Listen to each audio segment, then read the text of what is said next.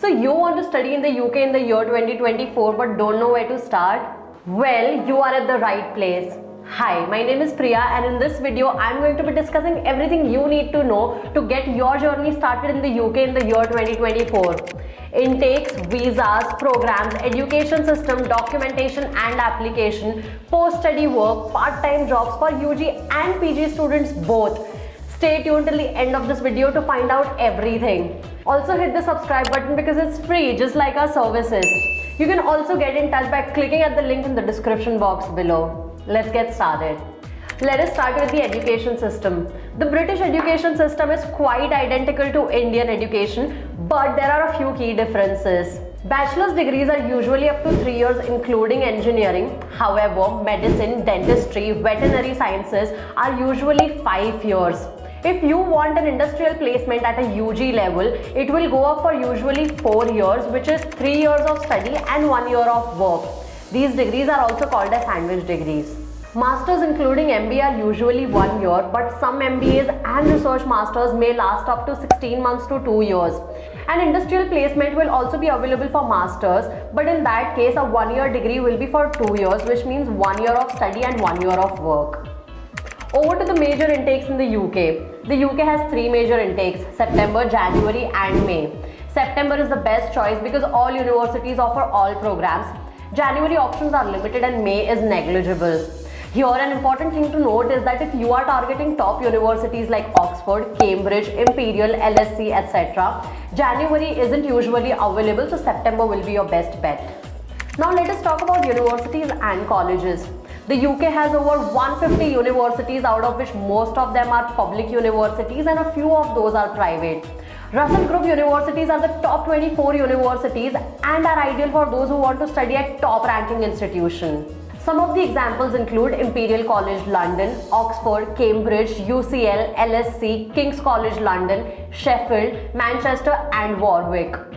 Private universities in the UK include the University of Law, the University of Buckingham, Regent's College London and BPP University, to name a few. Moving on to program options. British universities are known for ample of program options. You can choose between engineering, sciences, IT business, health sciences, medicine, law, art and humanities and social sciences.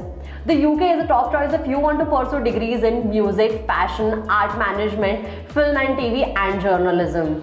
You will also find very uncommon degrees in the UK universities such as football management, contemporary circuses, ethical hacking, hairdressing, ceramics, Viking studies and soft sciences.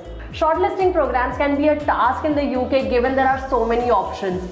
But I do have a solution for you, so stick with me till the end of this video. Now that we have our basics set, let's move on to application and documentation. For bachelor's degree, you will need 10th mark sheet, 12th mark sheet, IELTS, PTE or TOEFL score, a statement of purpose, passport and 2 letters of recommendations.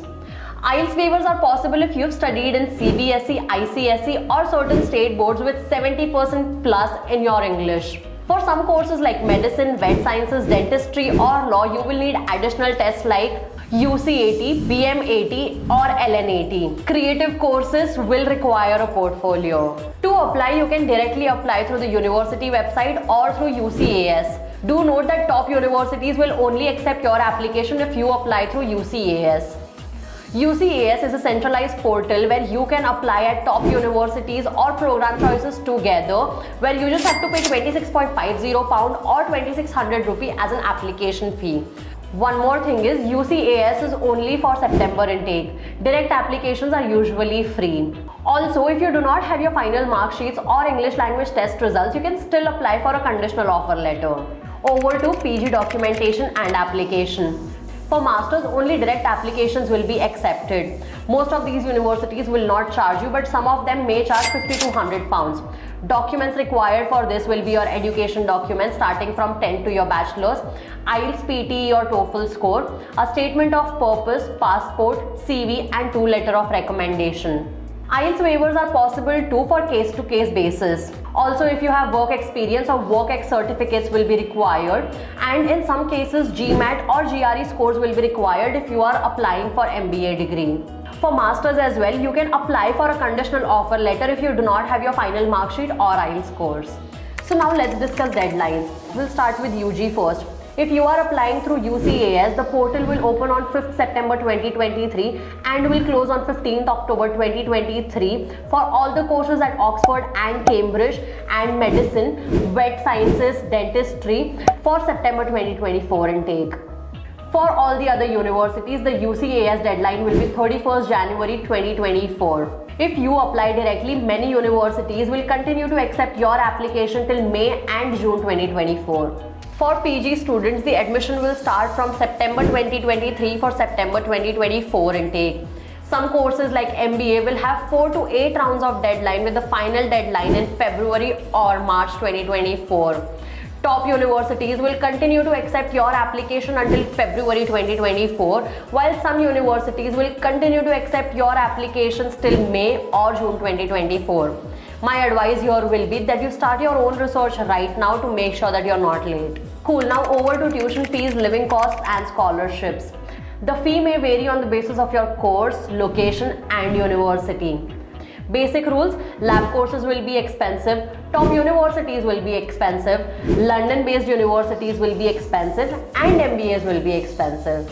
For UG, 10,000 to 25,000 pounds per annum is an approximate tuition fee, which is 10 to 25 lakhs. For masters, it will be 13 to 35,000 pounds for a full 1-year course, which will be up to 13 to 35 lakh. For living, the Home Office UK recommends £1,334 per month in London, which is 1.3 lakhs, and 1023 per month outside London, which is around 1 lakh. Talking about scholarships, there are plenty of scholarships starting from £2,000 to 100% tuition fee waiver plus living cost. Ask your counsellor which scholarship you are qualified for. But if you want to apply for a scholarship, apply as soon as possible so that the chances of getting it are higher, and some of these scholarships will close its application somewhere as early as November 2023. Now over to student visa application. For the UK student visa, these are the documents that will be required. Passport, CAS letter. This is a 14-digit number issued by your university once you accept the offer and pay a deposit. All academic documents including CV. All work ex documents if applicable. English tests such as IELTS. This will not be important if it is waived off by your university, but you need to mention this on your CAS letter. TB test and chest X-ray reports. This is done by a British High Commission certified clinic and roughly costs around 2,500 to 3,000 rupees. ATAS certificate if you are pursuing a course that is counted as a particularly sensitive field of study such as defense. IHS or immigration health surcharge. This covers your medical expense for your entire visa duration in the UK. It is £470 each year and £235 for every duration of less than 6 months. Since for bachelors the visa duration is 3 years and 4 months roughly, you will have to pay 470 into 3 plus £235, which will be £1,645. For masters, it will be 470 plus 235, which is £705. Financial documents. The funds will be your living cost for 1 year plus the remaining tuition fee after you have paid your deposit.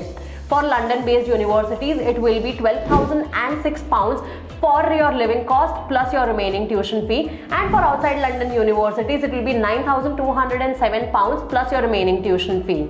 If you are taking an education loan, this 28-day-old fund criteria will not apply. And lastly, affidavit of support in case you are showing your funds under your parents' or spouse's name. The application fee for visa processing is £363, which will take 5 weeks. You can also apply for a priority service which will take 5 days, but you have to pay additional £500, which will make it a total of £863. There is a super priority available too, which will cost you £800 on top of £363, which will make it a total of £1163. Always apply sooner so that you don't have to pay extra for your visa. Once you fill out your application form online, get a biometric appointment done and submit all of your documents to VFS UK for processing, you are sorted. Now let's talk about part-time jobs and post-study work visa. Pretty straightforward. You can work for 20 hours per week during your term time and 40 hours during your vacation. The average salary per hour will be 9 to 12 pounds for an hour. In terms of post-study work visa, you get 2 years of PSW after your bachelor's or master's degree and 3 years after your PhD. PR options are also available after you get a job and are transitioned into a skilled worker visa. and have stayed in the UK for 5 years. I have covered most of the points in this video that will help you plan your journey to the UK flawlessly for January 2024 intake. If you have any further questions, drop them in the comment section below and we'll be happy to answer that. But if you want to cut short all of these research games and get help for free, you can reach out to our experts by clicking on the link in the description box below. I'll see you next time.